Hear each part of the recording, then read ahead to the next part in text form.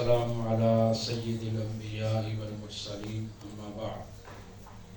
عن جابر رضي الله تعالى عنه أن رسول الله صلى الله عليه وسلم قال: إن أحب الطعام إلى الله ما كثرت عليه الأيدي. رواه ابو یعلا.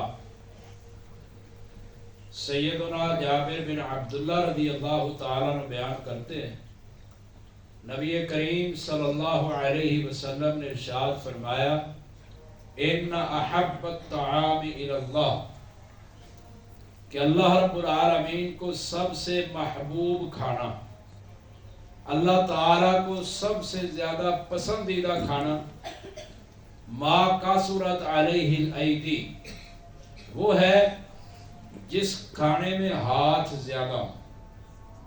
کھانے میں ہاتھ زیادہ ہونے کا مطلب یہ ہے کہ جس کھانے پر بیٹھنے والے اس کھانے کو کھانے والوں کی تعداد زیادہ ہو. کھانا اگرچہ تھوڑا ہو لیکن تعداد زیادہ ہو کھانے والوں کی، تو وہ کھانا اللہ رب العالمین کو بڑا پسند ہے. اور نبی کریم صلی اللہ علیہ وسلم نے یہ عمل صحابہ کو کر کے دکھایا ہے. مسند احمد کے اندر موجود ہے.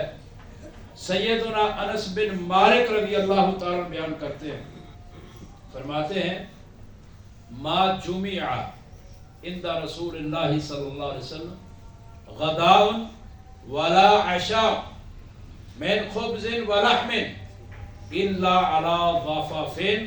یہ مسند احمد کے اندر موجود ہے، صحیح حدیث ہے.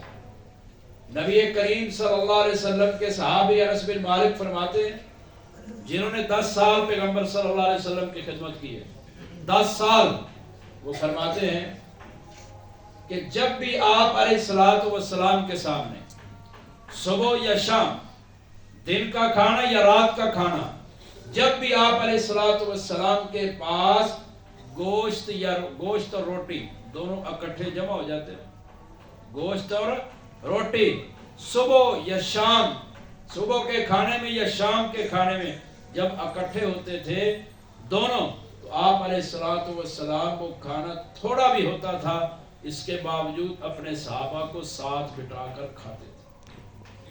آپ علیہ الصلوۃ والسلام کھانا تھوڑا بھی ہوتا اور گوشت روٹی ہوتا تو آپ علیہ الصلوۃ والسلام اکیلے نہیں کھاتے تھے، اپنے صحابہ کو ساتھ بٹھا کر کھاتے. اسی لیے یہ برکت پیدا ہوتی.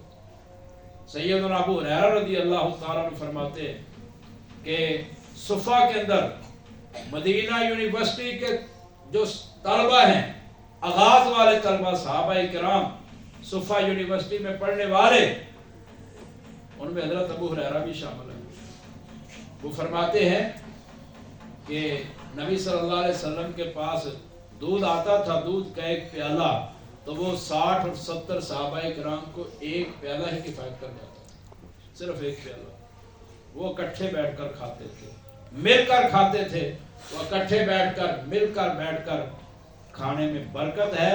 اللہ اس میں برکت پیدا کرتے ہیں اور اللہ اس کھانے کو پسند کرتے ہیں. اللہ ہمیں مل بیٹھ کر اتفاق و اتحاد سے کھانا کھانے کی توفیق عطا فرمائے.